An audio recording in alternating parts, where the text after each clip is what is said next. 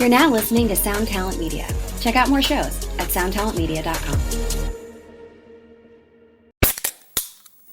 Hey, what's up, everyone? I'm Matt Migaki, the vocalist of Cryptopsy and the host of the Vox and Hops Metal Podcast, where I sit down with fellow metal musicians. We talk all about their lives and music while sharing killer craft beers. If you've ever wanted to sneak backstage and share a beer with one of your favorite musicians, well, Vox and Hops is the podcast for you. This week on the podcast, I dropped a killer episode with Johannes Ekström of Avatar. There is this episode and over 440 other ones to help you enjoy life, metal, and craft beer. So what are you waiting for? It's time to become a Vox and Hops head. Cheers! Whew, oh boy. Let me tell you, the internet and technology and life was really attempting to make this particular episode with Jay not happen. But we persevered. We pushed through, we made it happen. However, I must say, there is a little bit of crackly weirdness in the first 14 minutes or so on Jay's side. Can't explain it, don't know why. But we come back. You'll hear us talk about why we were so insistent on making this episode a reality. It was absolutely bonkers trying to get this episode recorded. However, it's good. The conversation's fun, and Jay's a good dude. So, on with the show. Friendship, family, commitment.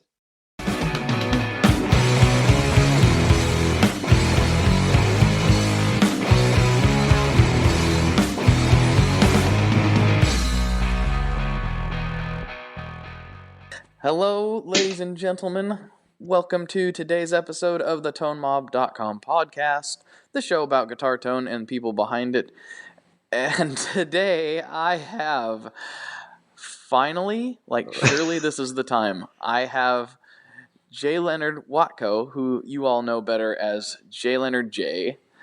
So, hi Jay, how you doing? I'm doing okay. Today I'm feeling confident about this one. This is going to go very well. I'm not moving right now, so I don't want to interrupt kind of the internet kind of call thing that we got going on right now. Right, I don't want to, I'm not moving either. For a little backstory, how many times have we tried to do this? 5? This is our 5th attempt to get this interview? This is our 5th attempt at recording, yes. This is our 3rd actual, full interview attempt, right? Is this it? Yes. Yeah, we've had, now, this is such a unique situation. We've actually had 2 full interviews recorded, and then the first time we got to the end, and I don't know, the universe was against us and just shut it down. And the files were nowhere to be found. Nowhere to be found. And that was a good one too. We were really witty and we were really entertaining, and it was I think people would have really liked us on that one. That was a solid one. I thought that was a fantastic episode. Beautiful. And then so then time 2. We got it recorded, I got the files back, and so I should give people a little bit of a backstory. Back in the day when I started this, and now I am starting to do this again, I would actually listen to the entire episode of every episode again. But after a while, I got really tired of hearing myself, really, really tired of hearing myself, and so I stopped doing that. I just, I would get the intro correct and the outro correct, and I was good, and there was no problems. But this time, I noticed, right towards the end of the episode, I was like, hey, there's no sound on that part. What's the deal? And this is I'm editing it, and I'm going to post it, that day. And I'm like, oh, there's no sound there. And there wasn't. And I thought, well, I can edit that. And so I fixed it up, and then I went, I better scan back through this real quick. And there were gaps everywhere. And I have no idea why. It just couldn't handle the intensity and awesomeness of actually what was conspiring during that interview, right? Is that what happened? That's true. I mean, it was pretty epic. There were some epic topics. The first time, right? I think it was just I had my wallet stolen, right? And then I had to find my wallet, which actually worked out. I ended up it was these 2 girls from Australia ended up finding it, and I spent the whole day drinking with them in a bar. So that actually worked out. the next time there was a fire, right? There was a fire where you were working. Yes. Where I was at, there was a fire across the street, and everyone was kind of standing out there looking at it, and I was like, I don't know what's going on, Jay, but I probably need to go figure out what's on fire and what I need to do about it. And then I didn't end up having to do anything, but it was a weird situation. It was weird. Well, when there's a fire like raging across the street, there you kind of have to put a couple things on hold, right? That just goes without saying. I just wanted to make sure that I wasn't going to be on fire. Exactly. That was really what. And we were supposed to do it at the Tacoma Guitar Festival, but I think we just got too busy with just being at the Tacoma Guitar Festival to actually even think about it. Yeah, there was just a lot going on. It was too much. And I kind of was tied to the booth and whatever. See, it was good for me. I was kind of like floating and just like purchasing. I was like just enjoying that moment for myself too. So it actually worked out. But this is the one I'm feeling kind of confident about. Like my confidence level is like a solid 83, but it's like a really that's good, right? That's like an intense. It's a solid. It's not like a loose 83. It's like it's 83. It's like an 83 out of 1,000 or no, that's 100, man. It's a B. It's a B plus, man. I have a B plus kind of like hope in this interview.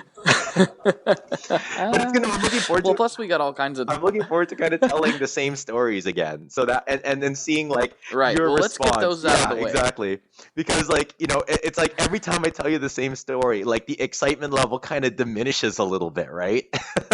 So I'm trying to like attack the same stories from like different angles, right? Just to keep it fresh for you. You know what I mean? Yes. Well, it seems every time you do it, you do have there's a new angle of the story that I didn't catch the first time. So let's start with your musical backstory. Okay. And we'll get into the border story. The border story, and then we'll get into we'll get into Bill Finnegan and all that stuff. And all right. So okay, how did I usually start this? I start this with when I was a kid, right? I was a kid, and we had an aunt with a mixtape, right? And then the mixtape was like the perfect '90s mixtape. It had like the Milli Vanilli Girl, It's True, and I think there was some Janet Jackson, and then the side A ended with Paula Abdul's "Forever Your Girl," which is still one of the greatest songs ever written. And then on side B was Peggy Sue by Buddy Holly, which was like the one kind of odd duckling in the whole tape. And Peggy Sue was like, that was my jam. I thought that song was just the bomb. And then when you actually see I'm thinking of Buddy Holly. You see Buddy Holly has like these big horn-rimmed glasses. He just looked like the quintessential nerd. And that I had like big glasses, I was like an awkward kid. And so like he literally was like the coolest thing I've ever seen in my life. So I got really stuck into like 50s culture, like, the old black and white horror movies and watching like the old Zorro kind of. You ever watch the Zorro like black and white show? No, that was like an awesome show, right? For sure. It used to be played on like the Disney Channel or something like that when I was at home. But I was like totally into that kind of thing and that kind of culture. And that kind of led me, into guitar. My grandparents were moving out of their place. They had this like old cheesy classical guitar with like action about his, like it was like the, high action. Like I think I had to put like weights on my fingers just to make a chord, right? And but I got it, and then my dad taught me like 3 chords. And then I played the same 3 chords like all day, recess, lunch, and dinner, take it to the school.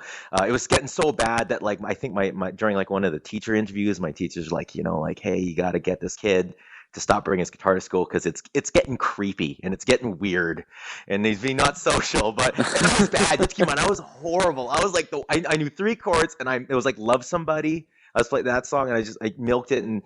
But through that I learned all the Buddy Holly songs, and that kind of what got me into the whole guitar kind of world, right? So I did guitar through high school and and played in a couple bands. We had some really awesome names. Sinking to the Top with one solid band name, or Batteries Not Included. These are like the really the pro band names. But I thought I was a total rock star. Like we had the the high school kind of talent competitions, and I'd be the guy with like the Native American like shirt with like the tassels and like the topaz, and I had like a fedora and a pair of like my dad's the best because he actually like pennied up and got me like a pair of leather pants. But yeah, but like these were like early 2000s era leather pants. So like that was around the time where like skater punk was really in. So they were like baggy So leather it was pants. like leather pants by Yeah. Janko. It was like, it was like a step away of having like cargo attachments to it. Like they were like bulky, like nasty leather pants, but they breathed well because they were so baggy. But that was it. I ended up going to college in a school in the States, in Boston called Berkeley. And I did the 4-year program there, or no, 5 years. I was there for 5 years, and I did a double major. And I worked part time. I worked for the video crew. That's kind of how I learned how to work with the video and kind of manipulate all that kind of thing. And whoa, hey, someone's passing by my apartment. It's someone I know. Look at that. Anyway, sorry, I got distracted. I looked out my window and there's a guy I saw at my window, and he's someone that does not live anywhere close to me. Like he's like in the other side of town, but he just like crossed by my window. Anyway. What was I talking about? I got so excited. See, I kind of like I had this inner urge to run out and say hello, but I'm holding myself back now. So I was in college. I worked at video crew, and that's kind of where it was awesome because I got to see all these great kind of performers and all these visiting artists, and we got to film it and kind of learn how to do on the fly editing and titles and all that stuff. And I also worked part time at this guitar store called Cambridge Music, which is like the perfect like Boston style like guitar store. We were all a bunch of jerks and we were all like jaded, but it was awesome. One of the guys, the guy who invented the Klon, Bill, was he used to come by all the time, and I actually got my Klon from him. Like this was like before the Klon was like the Klon. This is around the time like the Klon was just like a really, really cool alternative to like the Tube Screamer. It was like a more natural and more intense kind of Tube Screamer. And then when you turned it up, it was kind of like a treble booster. It was like the coolest thing ever. And so that's where I got my my treble booster Klon-y kind of bite from him. And after that, I lived in Montreal for a little bit, in and out of New York, moved back to Vancouver.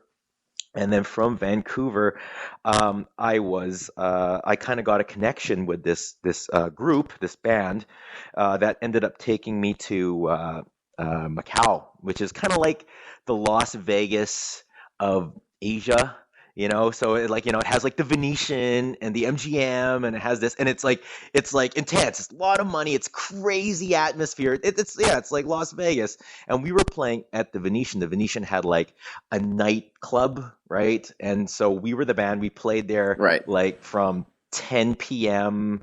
to like 4 in the morning or 3 in the morning, right? Depending on the day. And it was absolute chaos. It was a great time. You got to see like the craziest selection of people when you're like playing in a nightclub in the Venetian Hotel in Macau. But through there, I met up with this pop singer from Hong Kong, of all places, named Sandy Lam. And she kind of saw me playing. She thought, she really liked my sound. So, one day I go back home. I'm in Vancouver. I'm playing with a bunch of bands in Vancouver, doing recording stuff, and and I get this phone call. Or no, it wasn't a phone call. It was an email, and it was like a sketchy email. It was like one of those emails that you immediately just delete. Because it's like the email name that the email was signed for was like different than the name on the email address. You know what I mean? So it'd be like, oh, weird. Nick at Image Entertainment, and then the signature at the end of the email was like Pete. You're like, oh, wait a minute. This is like some kind of scam where I end up getting kidnapped or something. But it was like, oh, we belong to, Sandy Lam, and she's a pop singer in Hong Kong, and she's doing this worldwide tour, and she's doing this big DVD release on, and we want you to be a part of the video and the tour. So I was like, at first I was like, well, this is obviously just lies. This is obviously like, because like the links there, Right. because this was like Hong Kong it's a little bit different how they do things in Hong Kong, and you have to keep in mind there are Cantonese sites and there's Cantonese things, so everything just seemed really just weird, and it didn't seem quite right. But I was like, hey, whatever, I'm young, let's go do it, and get there. So they get my thing, and they book my flights and everything like that, and I'm in the airport, on the airplane, just thinking like, this is it, man. I'm gonna walk out of this thing, and I'm gonna get kidnapped, and no one's ever gonna see me again, and then my parents are gonna have to come up with like a bunch of money, and then there's gonna be a thing, and I'm gonna be on the news. But then I was like, if I get on the news, that might be good promotion for me, so it might actually work out. Right. So ends up it was actually legit, and we started off at the Hong Kong Coliseum. We filmed the kind of live concert video there, and it kind of led me in this world of the Hong Kong music scene. And before you know it, I was kind of playing with a bunch of different artists, kind of connected to the scene.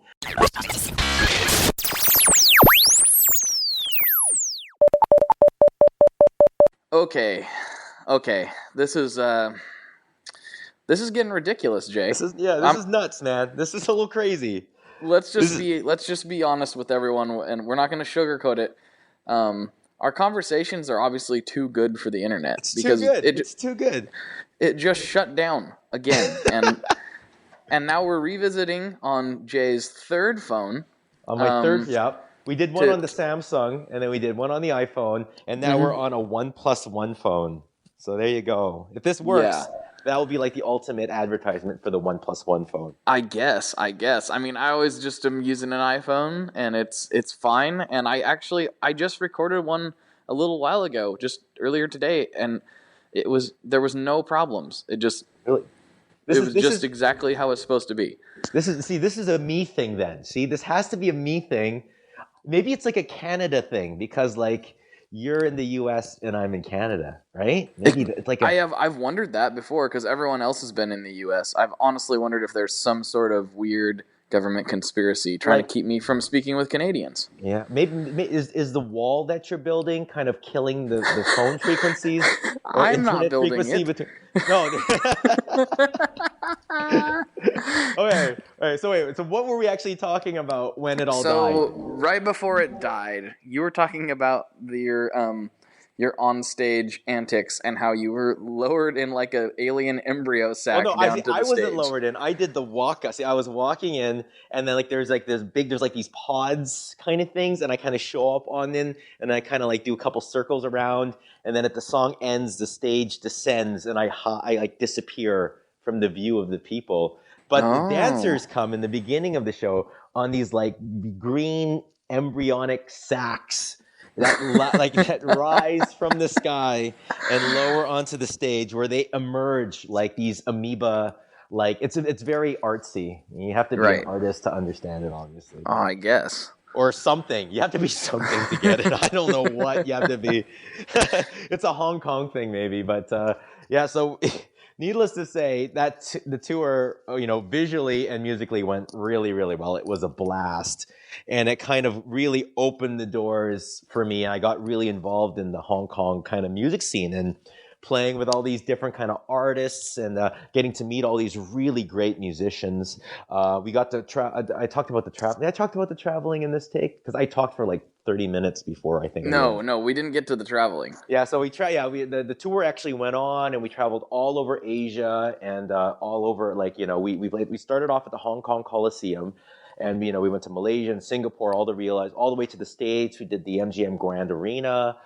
We did the Caesars Palace Coliseum in Las Vegas. We went to London. We did the Hammersmith Apollo in London. So we played in San Francisco. So we kind of, we did the rounds, and it was like an epic kind of like 2-year kind of tour that really kind of got me into this. And from there, I kind of met some artists and started kind of collaborating with different people. There's an artist there named Jin Kung. And I did a lot of music for his recent album, which seems to be doing really, really well, and which has been great. And so I've pretty much been kind of going between that and Vancouver.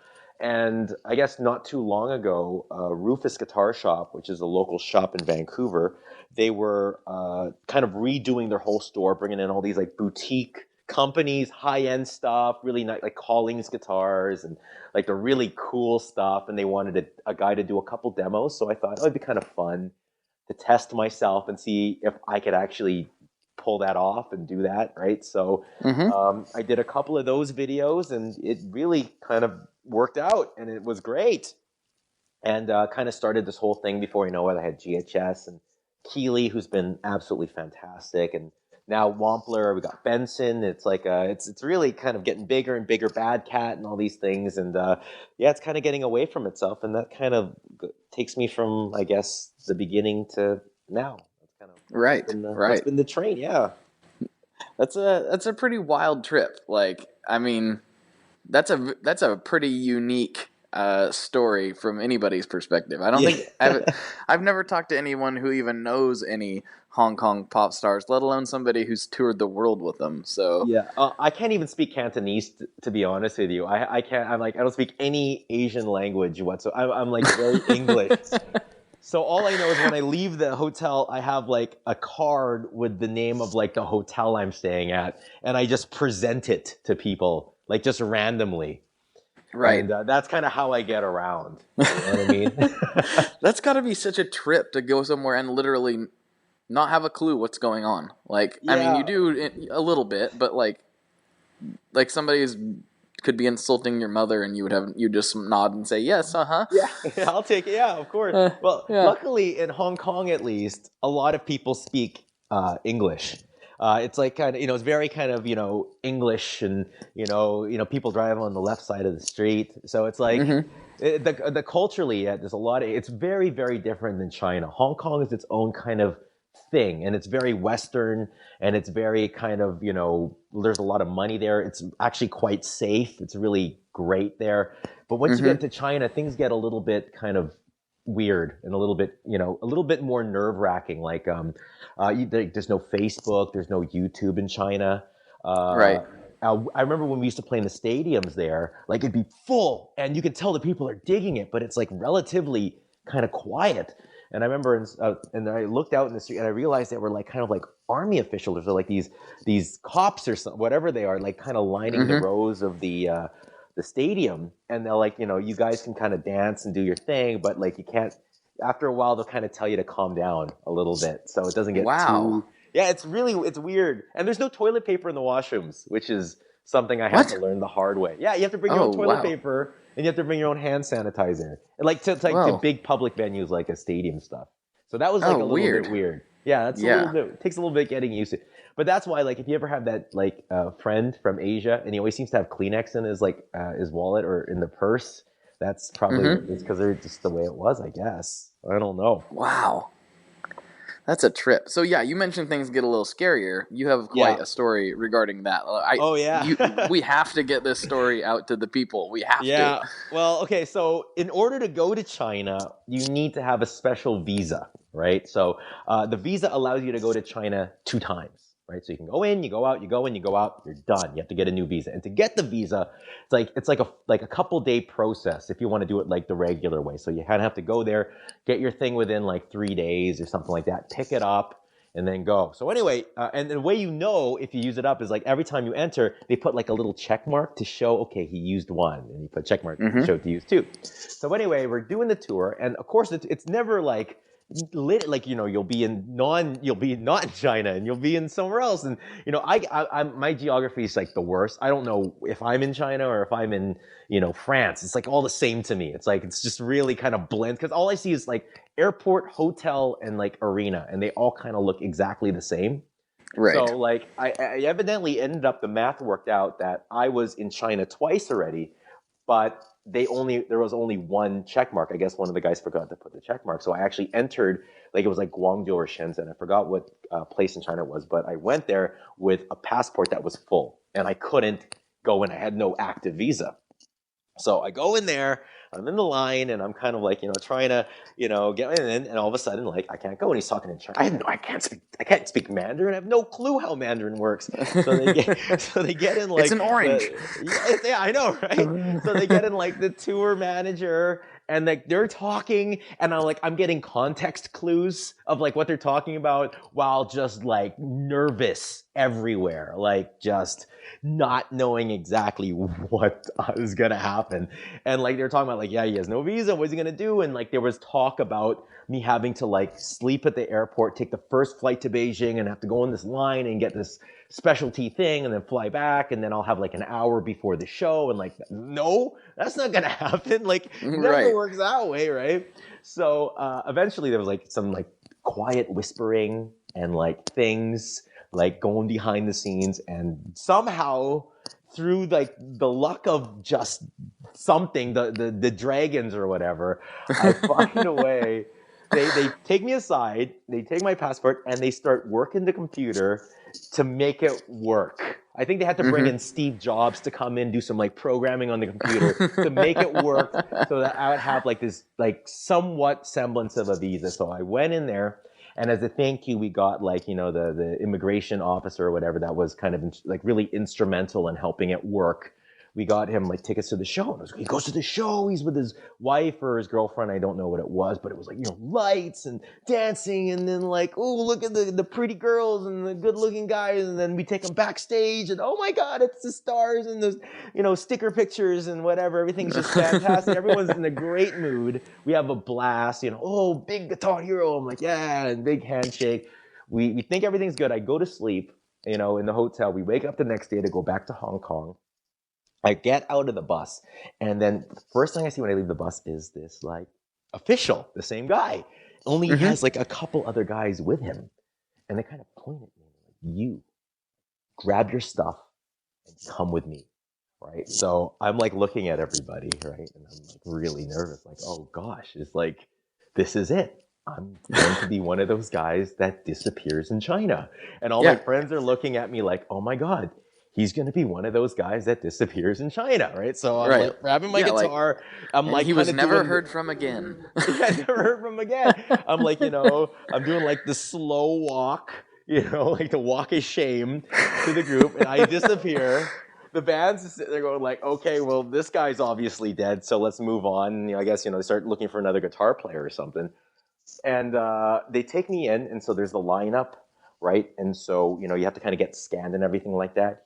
The guys take my bags and they take me, and I just walk past the line. It's like this huge line of people. Right? I just walk past the line. I'm like, oh wow, this is okay. And then they take me into this room, and up to this point, I'm still kind of going, okay, what's going to go on? Once I get into the room, it's like a deluxe room. I think it's like one of those rooms at like all the high end whatever, because there's food and there's like whiskey and there's like leather seats, and it's like gorgeous and it's wonderful. And they go, stay here. And I'm like, okay. So I sit down and I mark myself up, just rocking the dumplings, just rocking through the dumplings and just having absolute, of course, right? Having a great time, I'm sitting right, and before you know it, they come back, they present me with their passport, and the passport has like this new shiny visa for me, so I can go back to China anytime I want. And then they have this package, and I open up the package, and it's a training uniform for, I guess, the Chinese police or the immigration, whatever, in my size. So now I have this like training outfit. So I'm like, what the hell is that? I put it on. We're taking pictures. We're having a blast. Because at that point I realized that they're not going to murder me. So I'm like really happy. And they were like super friendly, like the nicest people. The nicest people you ever meet in your life. Like you really, and then, they escort me to like my seat, and I'm in this beautiful seat. I'm having a great time. And I'm talking to the music director, and the music director is like, only you can go to China with an invalid passport and just come out smelling like roses. Because it was just no one kidding. Of the surreal kind of traveling experiences ever. But yeah, that's kind of China in a nutshell, I guess.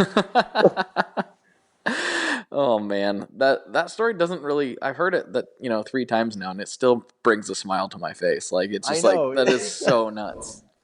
I know. I think about it. It's like one of those stories, like, like when you become a grandpa and you tell the same stories over and over and over again. That's going to be my story that I'm just going to tell over and over and over again because Oh, it of never course. gets Well, old. that's a good one. That's a good one to Yeah, have. it's a good icebreaker, I guess. You know what I mean?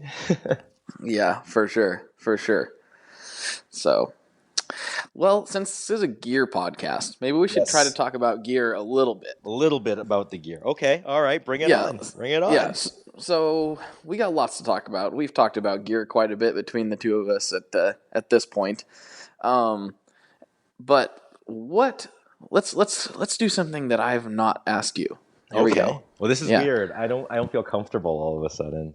Oh. All right. No. Bring it on. Bring it on. I'm ready. Get I'm ready. cozy. You'll be I'm fine. cozy. You'll be fine. Okay. All Now, right. this is not a fair question because I myself would barely know how to answer this, but I'm going to do it anyway. I'm not a fair man. Oh.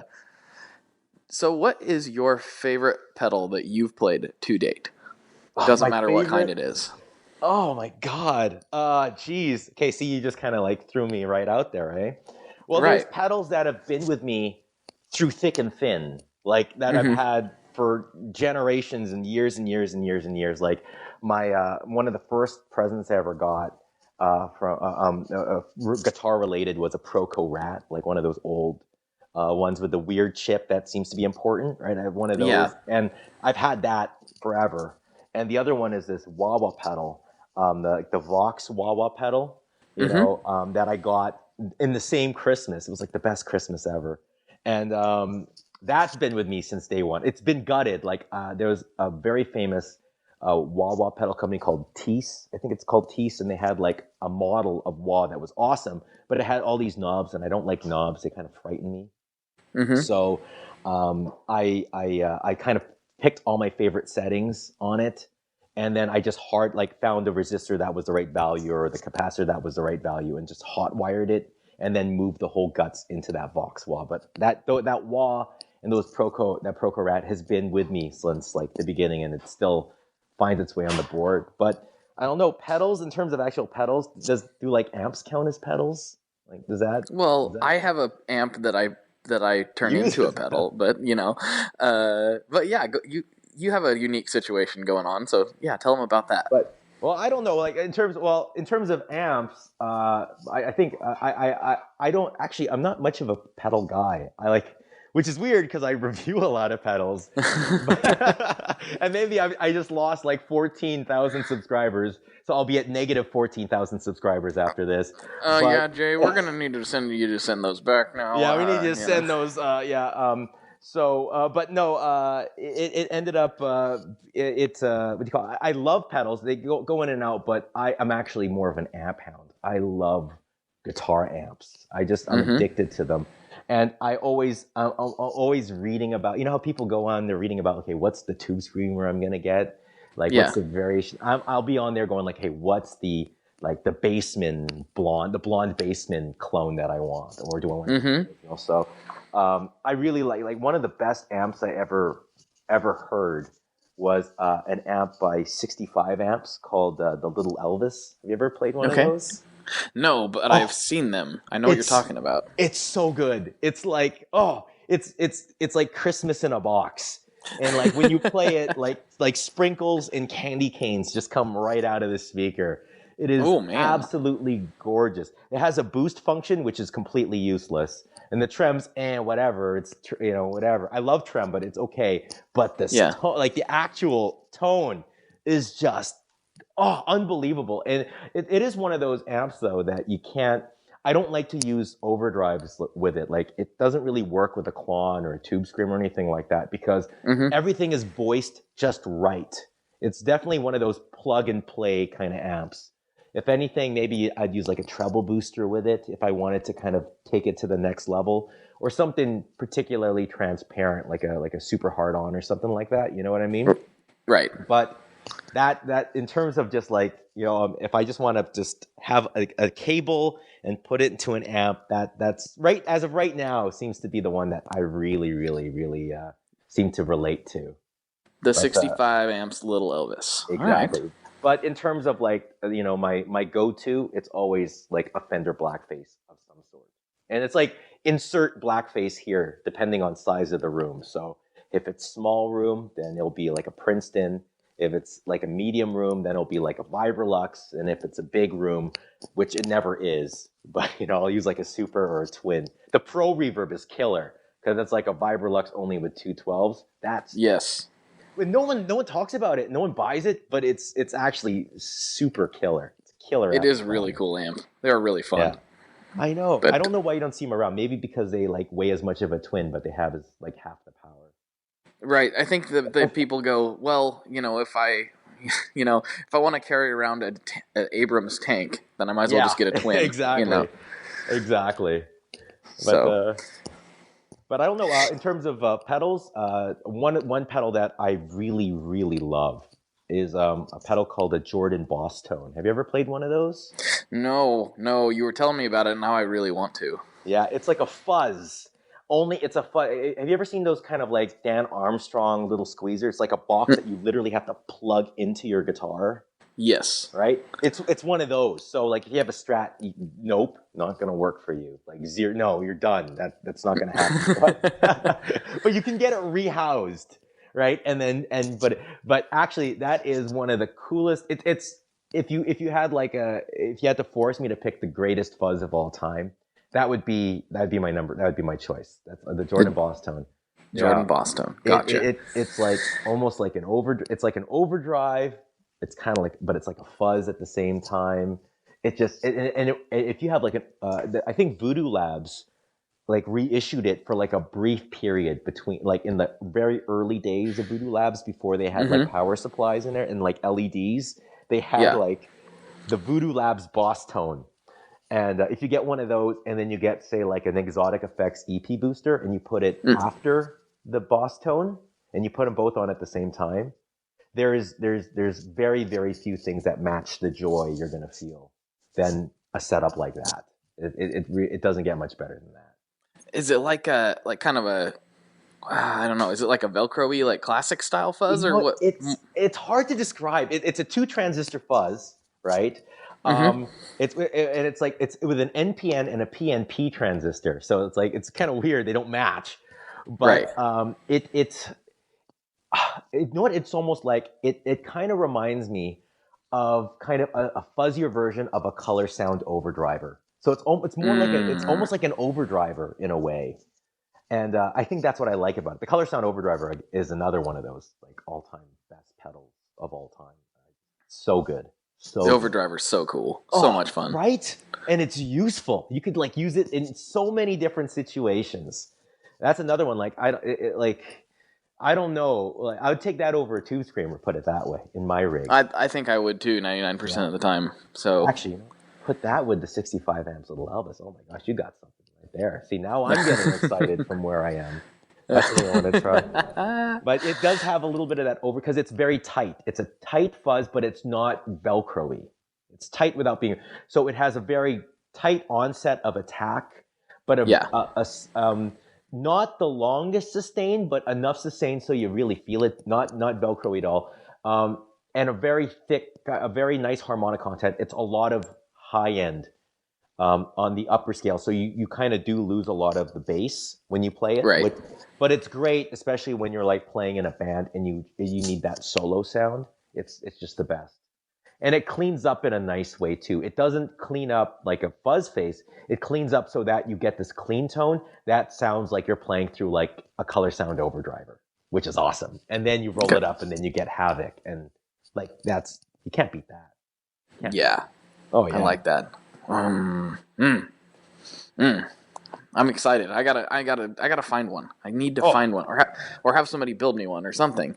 Yeah, or no, try to find one of those like Voodoo Lab Boss Tone. They sell for super cheap and they sound awesome. They sound great. Okay, I'll be hitting the old reverb.com. That's right, buddy. Take it down. That's right, man. best $40 you'll ever spend in your life, man. Right, because that's what I need is more fuzz. Yeah, exactly. Of course I do. I need more fuzz. I have to have it. Yeah, my problem is compressors. I have like a compressor addiction. I'm really into those. You're starting to sell me on that. I've never been a compressor man, but you and Wampler are really starting to sell me on the whole compressor thing. And Wampler, I'll be honest with you. Something you should know. Wampler, he really knows tone. He has a really good set of ears. I know. So I've it gets heard. overshadowed, but with his other abilities. But his discerning ear is, I would say, one of his strongest traits. Oh yeah, that seems to be like what he does for a living or something. Yeah, almost. I don't know. It's weird. Yeah, but yeah, it's a weird thing. He's amazing, but I've never tried his ego compressor, to be honest with you. But I won't say no to trying out a new compressor. Put it that way. So you're a fan right now of the Cali 76, right? Cali 76. Well, I'm a fan. I haven't tried it though. I haven't tried the Cali 76. Gotcha. I have a list of 2 compressors that I've yet to try. That's been on my list forever. One's the Cali 76, and the other one is the Keeley Compressor Pro, which is that's right. That's right. Yeah, so those 2 are the ones that I haven't tried, but they're like on my I need to try list, because they represent exactly what I use compression for and what I like about compression, because I actually put compression near the end of the chain, like right before the delays and everything, as kind of almost like a limiter, just a smoothing effect, so that I'm in I'm in relative control of my gain stage, and then and it kind of helps my clean tone. It kind of tames some of the weirder artifacts and like really raunchy fuzz. If you have a fuzz that is really peaky and annoying the hell out of you, you just put a little bit of a compression out of it, and it will really make that. It will really tighten up and bring that fuzz back together.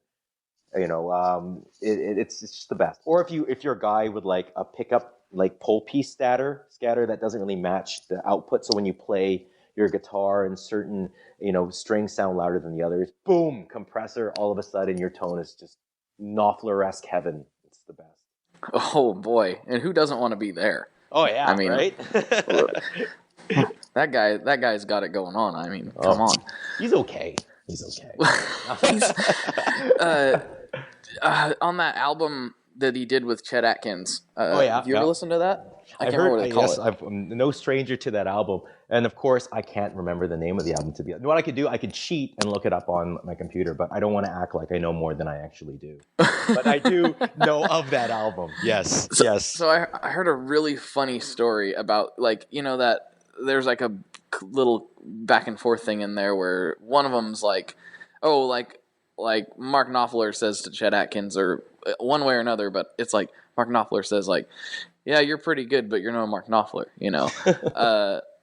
and it's like a joke. And did you know the backstory to that joke? No. Or at least the legend. I don't know if this is true. This is like rock and roll guitar player legend, so who knows. But the story goes that Chet Atkins was on a cruise with his wife, and his wife said, "You cannot bring a guitar with you on this cruise. Chet Atkins can't bring a guitar with me." He's like, all right, fine, I won't bring a guitar with me. They go and they're having the cruise or whatever, and there's a band on the cruise ship, and they're up there playing and whatever, and the wife goes to bed, and Mark's like, Chet's like, hey, I'm gonna go ahead and sneak on over there and play some guitar with the band. And so he says, hey guys, mind if I sit in with you for a little bit? And they're like, oh, absolutely, no problem. And so he kills it because he's Chet Atkins. Yeah, of course. And he gets done, and he's kind of walking off the stage, and some guy in the audience stops him. He's like, you're pretty good. You're a pretty good guitar player, but you're no Chet Atkins. And like totally straight face. And that's why he plugs that little thing on the record. There you go, eh? I'm like, and he's like, yeah, no, you're right. I'm no Chet Atkins, and he just kind of wanders away. I so hope that story is true. Oh, it has to be. I really do. It has to be. It's too good to not be true, right? Yeah, it's like the border story. It's like the border story. Yeah, it'll be my legend. Yeah. That's awesome. So I'm trying to think of things I hadn't asked you, so we can keep it like fresh. So we don't ask. And then what we'll do is we'll save the conversation we had from before for some other day, some deleted behind the scenes. Well, we'll feign excitement over the answers again. So here's something I know Okay. I didn't ask you. Like, who are your inspirations as musicians or guitar players? Oh, there you go. I like that answer, or Yeah. that question. Mm. I'm a huge fan. Well, obviously, Buddy Holly was like my first Right. guitar hero.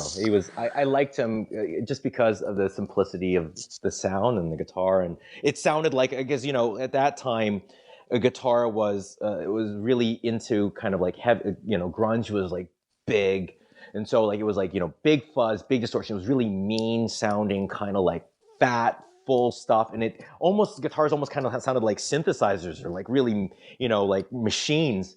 Whereas there's something about the purity of that old guitar playing, you know what I mean? And you can hear, because it's so dry and it's so basic, that you could actually hear the mistakes and hear the fingers. And I guess as a kid, I really liked that. I liked that kind of slight sloppiness about it, because it made me feel like I could be Buddy Holly. You know what I mean? I think it's kind of a thing. So he was a big thing. But in terms of like guitar players, I'm a huge fan of like Nile Rodgers. He's kind of been one of those big influences in my life, just because of his kind of the rhythmic aspect of guitar. Because I love solos and I love playing solos, but I really feel like the right hand is what gets you the gigs.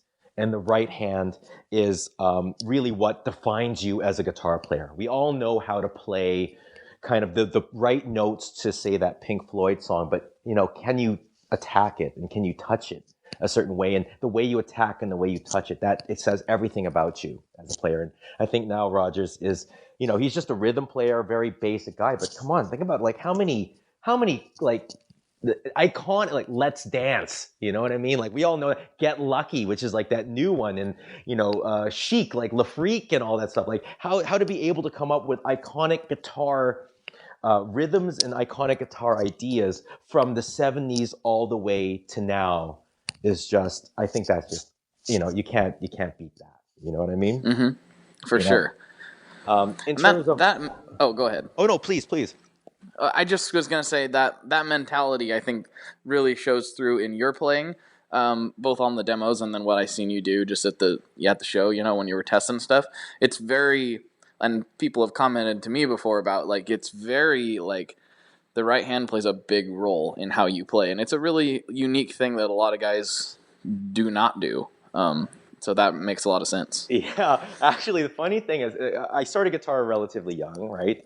And when I first played, it was chord books, right? My dad had a chord book, and I remember it was actually like one of those like Hal Leonard, like black and white kind of things. And my mom played piano, and I was working on my chords because they had the chords on top of the notes. And I was like, "Hey, Mom, like, can you play the notes and I could play the chords so we could play together?" And my mom said, "Well, you could actually play the notes on the guitar." And that was actually like a game changer for me. Like you could actually play the notes one at a time. Because like if you listen to the Peggy Sue solo, he's just strumming chords, right?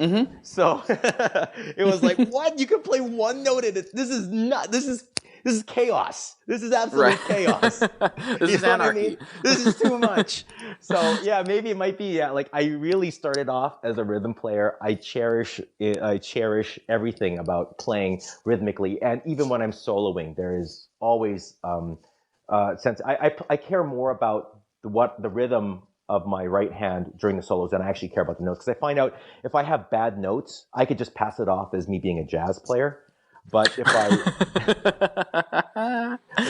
if I have bad rhythm, you can't. You're gone. They know. Like anybody, it's like in the soul of every living person on earth that when they hear music and they hear a rhythm that's just not quite on, it just immediately that's not right. That's not right at all. And so I've always took a pride in the strumming. I think it's really fun. Right. Well, it's funny that you bring that up because it's something that that I actually struggle with. The rhythm? And yeah, my bandmates all know exactly what I'm talking about right now. They're probably listening to this and nodding and going, "Yeah, you do."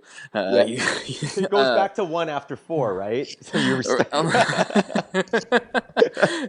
I'm just like, I never have really spent a lot of time developing it. If I focus, I got no problems. But my problem is I get kind of lost, not lost, like I don't know where I am, but like lost in the thing, and I'm just a lot of the times when I get to that point, I'm just trying to murder my guitar anyway. Yeah, and so yeah. and so it's just like, and then I realize, oh, I'm a little bit off there. It's just for some reason I don't know. It's hard to describe, but I have a very weak sense of rhythm, and that definitely is something I need to work on instead of maybe researching the next fuzz. Well, no, you got to do that too. That's important as well. But no, like, you know what? One thing that really helped my rhythm was I think I told you this story. When I first moved back to Vancouver, I got hooked up with this flamenco band. Oh, that's right. And we had to go like to the Juatco Guitar Festival, and we had to play all these things. And I got the call, and I was green. And they go, "Hey man, I heard that you're the new guitar player in town. I need a flamenco player. Do you play?" And of course, like you never say no.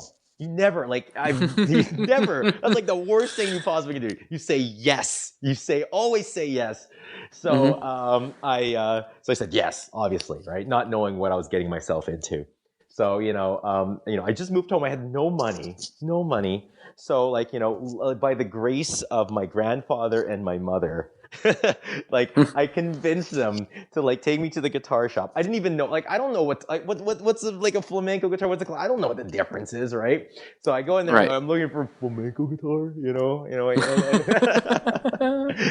don't know. And then they got me one. I got it's like a whatever, like a Japanese Takamine thing, right? Which I still have to this day. And I went into my cave. And I went on YouTube, which is thank you, YouTube, again.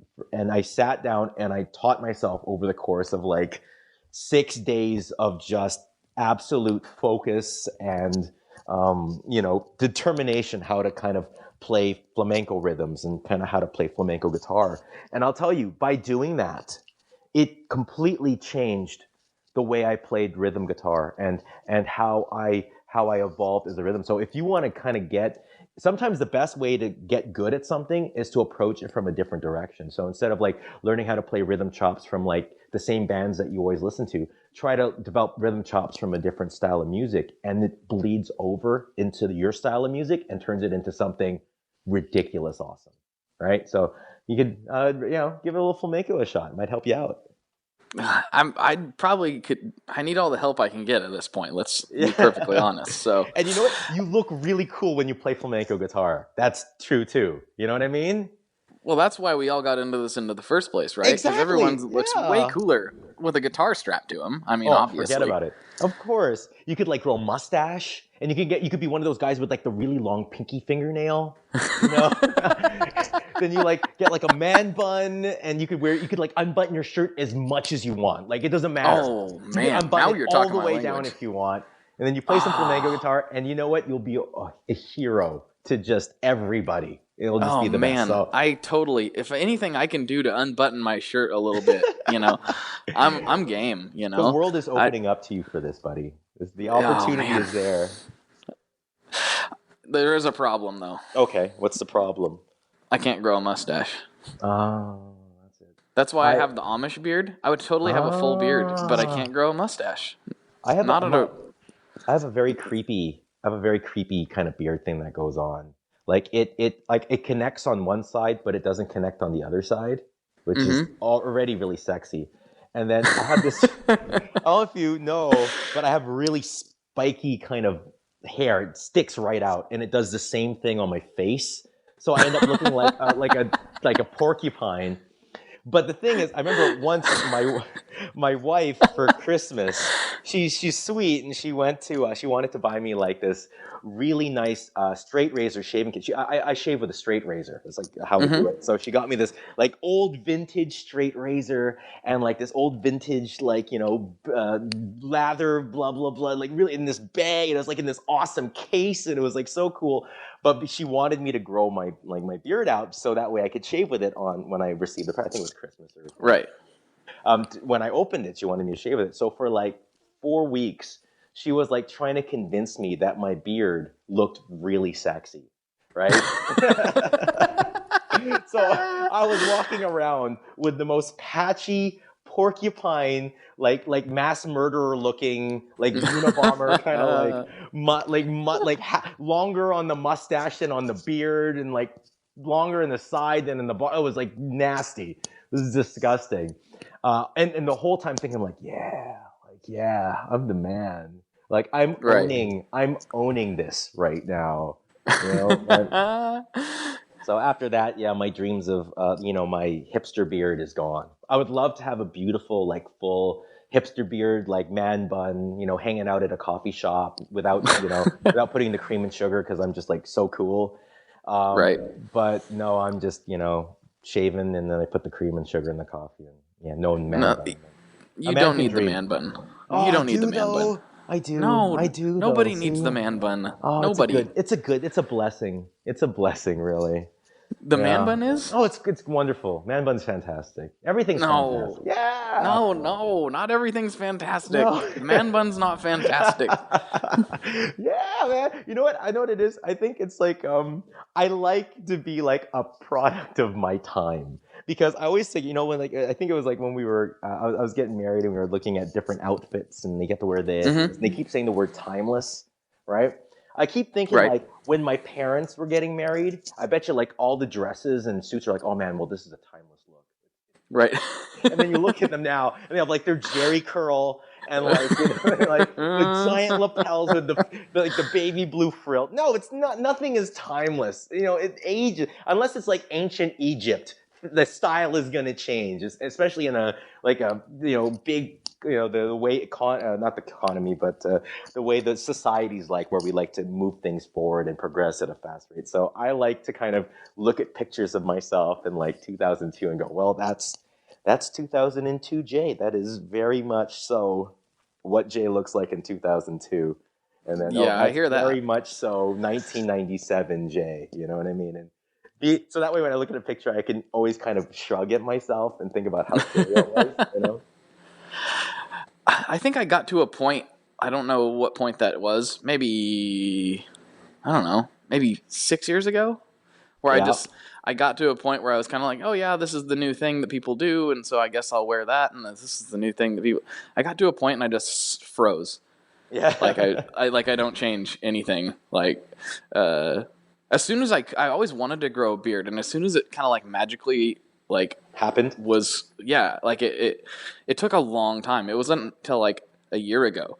Then all of a sudden my wife was like, "Hey, you know what? You could probably keep that." Like it would just been a random couple of weeks where I hadn't shaved just by chance. Yeah. And it was like I was like, "Hey, this actually isn't terrible." Yeah. So that's probably like the newest development. Other than that, like I'm just like, where's my flannel? Where's my jeans? And good old dependables. It's either, I just don't stray. I'm not that exciting, I guess. Yeah. Well, I know there is something like when you put on like a nice suit, or like do you have like, this is my nice jacket, and when you put on your nice jacket or your nice suit, you're walking around and you just feel like you own the universe. Do you ever have that feeling? I have that feeling in two things. One is when I got my nice Pendleton wool on. I love me my Pendleton shirts. Yeah. And then the other two is when I step on a big muff. That's the other one. Exactly. Oh man, I remember the first day when I got my first Telecaster, and I remember like getting that thing and like putting it on a chair. Right, and I was in my bed, and I would just lie in the bed and just stare at that Telecaster like all night. Like I wouldn't sleep, and I was just looking at it like, that is so awesome. Like I'm gonna be like Albert Collins, like I'm so cool with this Telecaster. And then when you put on the you kind of you look at your old guitar, you're like, oh, you're nothing to me anymore. And then you kind of like looking in the mirror, and you're like, oh no, the strap's too low. No, the strap's a little higher. Yeah. No, it's too high. There it is. Lower. Yeah. But if and people that go, no man, I just care about the tone and I care about blah blah blah blah. But yeah, no, like there is something to having something that looks really cool, like a cool looking amp, because or like a really cool pedal, But when we're talking about Caroline effects, right, where they had one with the cymbals and they had one where it was written out. And Yes. everyone said the cymbal one sounded better than the one that had the words written on it, right? Because there's a perception, right? It's confidence. It's like the magic beans, you know what I mean, or the things. But you know, whatever means it takes, you know, to make it work. That's the way you got to do it. Absolutely. I mean, the way something sounds is super important to me, obviously, but I want it to look cool too. And if it's got some ugly graphic on it, I'm going to be less inclined to want to A, buy it, and then B, play it even after I own it. Have you ever gotten rid of something that was awesome because of something like superficial, like in terms of your gear? Well, I don't really get rid of stuff, so. Oh, you don't get rid of stuff, eh? Yeah, I've got rid of one guitar, and yeah, that was a mistake. I don't know. I don't really. I'm not. I won't say that I never will sell anything, because at some point I'm either going to have to sell something or move, and that would be a little ridiculous. So. Wait for the great Tone Mob gear sale where it sells off the whole collection. Sale. But no, I really haven't gotten rid of anything because of something superficial. I've not bought things because of superficial reasons. I can say that, but I've not gotten rid of anything. So yeah, they're like, say you're between two things and you notice that one thing. Oh man, it has a green LED. That's cool. You're like, oh, I'm gonna go for the green LED one. Like, you've done that before? Yeah. I've done that. So what I did, and I actually now I kind of kick myself about it because it was a good price and it was a sweet guitar. But it was I think it was a 1963 Gretsch Tennessean. Oh wow. And it sounded amazing. It played amazing. It looked pretty good. Okay. But it had two strikes against it. For one, I mean, it was a decent price, but it was still a fairly expensive guitar, for me anyway. And so the two strikes of it were, I had nothing but like warm, woody colored guitars. Mm-hmm. Like I had like a cherry Les Paul and then a sunburst Les Paul, and everything was either burst or a wood color. And this was a wood color, like a walnut. I think that was the color.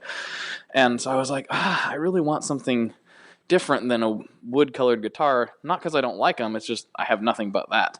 Yeah. And so that was one strike against it. And then the other strike against it was the F-holes were painted on those models. Yeah, that's weird. I never really was into that either. No, I would have just assumed they didn't have them on there at all. Yeah. And then now looking back, I loved the sound and the playability of that guitar so much. I should have just got it. Mm-hmm. But it was mostly like, it's a lot of money for me right now, and I don't love the way it looks. So that's probably the biggest one. I'm pretty picky about like a color of like an instrument, not because I like certain colors more, but it's because I'm colorblind. So like I don't know, like when I dress myself, I like have to like get a color wheel, and like I have all my clothes, I know exactly what color it is when I buy it. Mm-hmm. And I have to like match and do like, it's like a matching game, and it's like a lot of stress for me, just like living. Oh wow. And like just trying to get things so it works, so I don't look like a clown when I like go to a gig and everything like that. My old style was like I'd dress up like with a lot of colors and just hope that it matched. Like, it was like during like, right.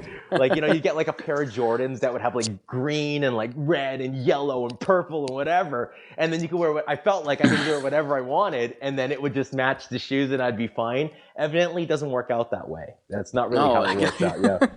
So, it looked fine to you though. Well, thank you. Yeah, it looked really good. So when I buy guitars, I have to be very, I guess I get nervous when I get a weird color, because I'm like, ooh, I don't know if this is going to look weird, or if, people are going to think it looks off-putting. And there's been a couple, like, there's this awesome, like, orange Collings guitar that's really nice. But I'm like, orange, how do you match orange? Like, I don't even really understand what orange really is. Like, I know the concept. I know the concept of orange, but I don't really get orange, right? So it kind of makes me a little bit nervous. Now, if I had, if money was no issue, that guitar would totally be in my collection, right? just sitting Right. there, just being wonderful and orange. But the thing is, when I look at the guitar, when I first saw the guitar, I thought it was like the heritage, like the cherry, like that you'd see on like SGs or like those old 335s. So when someone Yeah. told me it was orange, it like almost was like a big strikeout against it. Like, okay, well, I don't know what that is, and my brain couldn't turn it into orange. Like it just wouldn't, the click wouldn't happen. So I just couldn't do it. I was like, you know what, I can't do this. It's overwhelming, and I'm scared. I'm just frightened. Right. Yeah. So. Well, whatever method you're using to select color for guitar, you're doing a really good job, because I've heard many people when I talk about you or your demos or that you're coming on the show, they're like, "Oh, his blue Telecaster is gorgeous." Oh, I'm yeah. like, "Oh yeah, it is. It really is." I love that blue Telecaster. For years and years, like when I was, I had this 1968 blonde Tele with a Bigsby on it. It has the maple cap neck.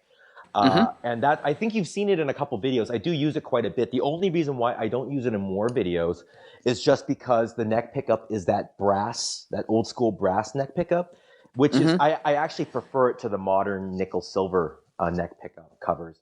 But it's such a specific sound that I didn't want to cloud people's opinion of the tone of the instrument because with the brass pickup, because Gotcha. you know what I mean? We all know what modern Tele neck pickups are, and most people don't know what brass pickups sound like. So it's better to go with nickel silver. So I'm more true to the pedal, right? For the Of course.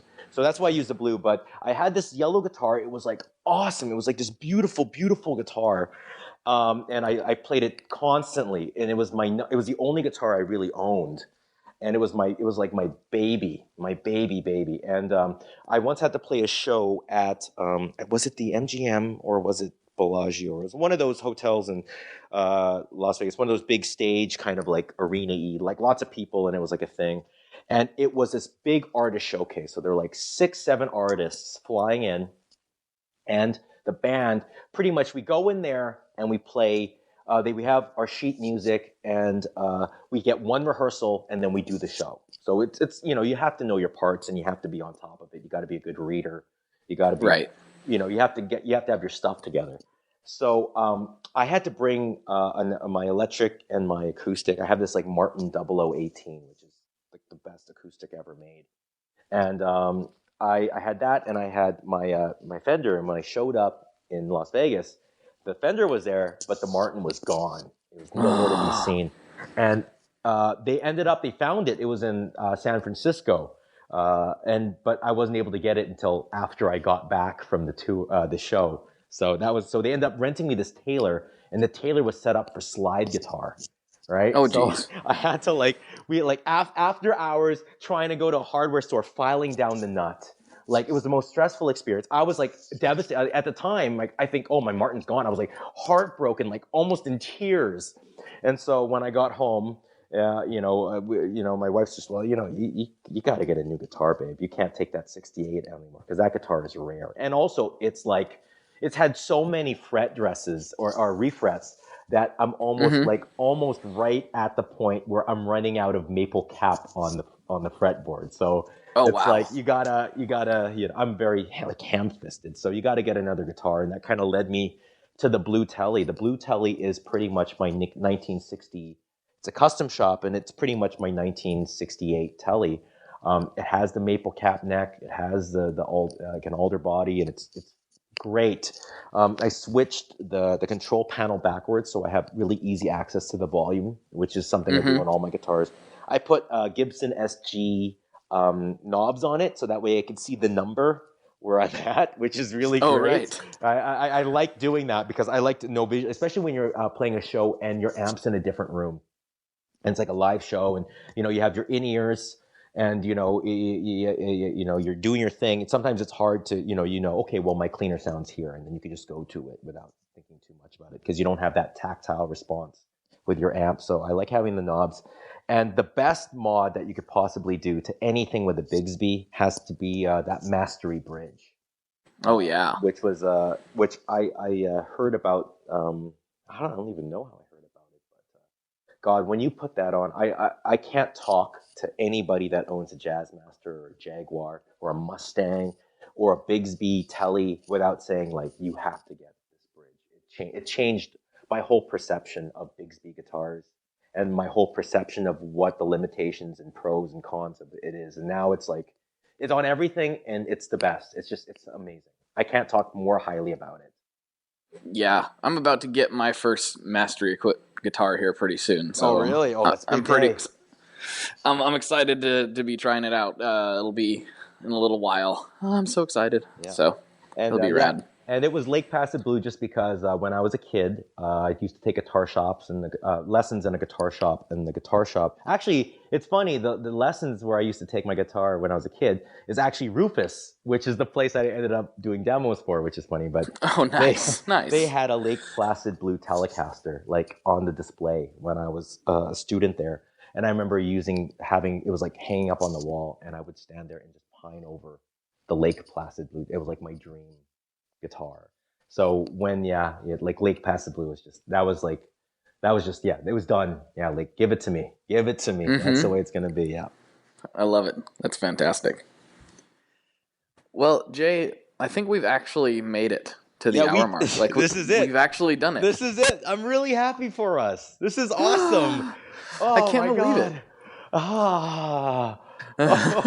I'm so energized. Wow. This is it. Oh my gosh. This is the one. Well, okay, hold on. Wait a second. We shouldn't get too celebratory yet, because remember, we thought we had it before, and then there was those audio gaps. Yes. I'm gonna try to. I feel good about this, but I'm gonna reserve judgment until I can go back and actually listen to it and make sure that. All right. No, so I'm just saying this right now. It's working, and it's gonna be awesome. It's like, and it's gonna be the best audio quality ever. Like, just perfect. Oh yes. It has to. Perfect. It's gonna be, and from this point on, it's nothing but smooth sailing for the rest of our lives. Like, we're not gonna ever hit any problems. It's just easy going from here on out, man. Oh man, I like the way you think, Jay. I do. I hope you're right. I hope you're right about that. That sounds amazing. So real quick, to wrap things up, why don't we plug where everybody can find you on the interwebs and all that good stuff. Well, great. You can find me at jleonardj.com. If you go on there, you will not find a website. I had someone come out and just turn my website into some weird, like, spam naked woman thing. So I had to take it down. But if you go on right now until we get the new website, it'll send you to my Facebook fan page where I have all my update stuff. I'm on Instagram, it's jleonardj. On Twitter, it's jleonardj. And then I have my YouTube page, jleonardj. You can't miss me. So please come on by. We have lots and lots of lesson things that I'm going to be doing. I noticed that people really liked this lesson video I posted, so we're going to do lots of that. We have lots and lots of content coming right at you. And I also like to make little music videos and stuff like that. So there's also music, there's demos, there's everything. It's a real blast. And I know, and right now I'm actually heading out. I got to do a clinic for Yamaha guitars down at Rufus Guitar Shop in Vancouver, but I guess that's not going to mean anything because it'll already. This is not live. But you know what?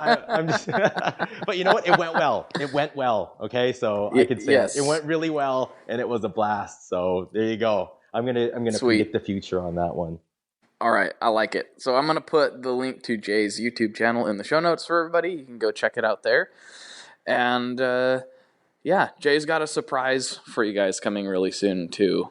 That we won't talk anymore about. That's right. Yeah. Ooh, what could it be? I don't know.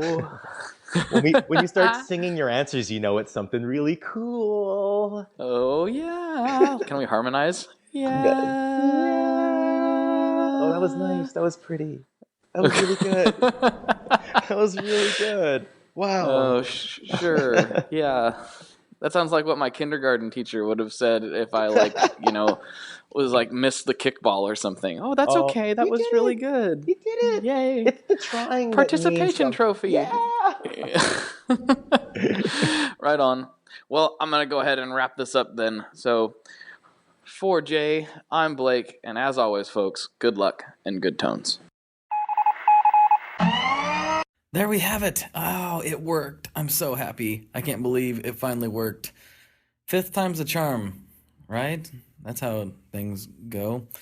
Okay, anyway, thank you for tuning in this week. It's always a pleasure to chat in your skull. That sounds weird. I should rephrase that, but I'm not going to.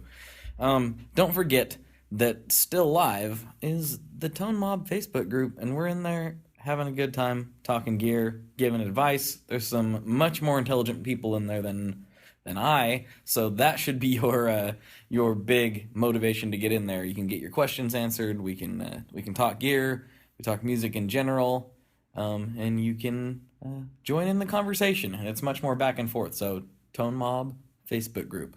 Just head to Facebook and search the Tone Mob. You'll see it in there. So we'll go ahead and wrap this up, and this week's code word has been graham cracker. If you're listening and you hear graham cracker, you know why. End of story. You know why. All right. It's been a pleasure. Talk to you next time. Don't forget to join the group, and have a good week.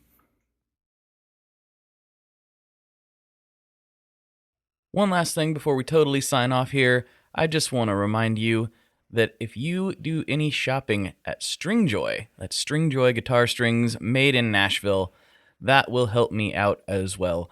As I've said for years, I'm heavily involved in that company, and I really do think they're making the best products on the market. So if you would like to try custom strings, go to tonemob.com/stringjoy and check them out today. I seriously love what the team down there is doing. I help them out with all kinds of things, and by you supporting them, you are also supporting me as well. And hey, you need some strings, so why not get some custom strings just for your guitar and playing style? Again, the link for that is tonemob.com/stringjoy, and that will take you right to their website, and you can do all your shopping through there, and that will help everyone involved out. So thank you very much. Talk to you next time. We are brought to you by the wonderful folks at Gun Street Wiring Shop. Yes, Gun Street Wiring Shop. I've talked about them before. I used to say based out of Bend, Oregon, but guess what? Sean moved to my neck of the woods. Sean's in Portland. Sean is awesome and has helped me with a bunch of stuff lately. And if you have wiring needs for your guitar, he can help you too. If you want to get weird with it, he can get weird. If you just need to spruce things up a little bit, there's your guy. He takes all the guesswork out of doing your guitar wiring, and he makes it simple, and his customer service is top-notch, and I can't say enough good things about Gun Street as a company. I really respect Sean and what he's all about, and the product is top-notch. I've got 3 different guitars that now have Gun Street harnesses in them, and I could not be happier. So go to gunstreetwiringshop.com and check them out.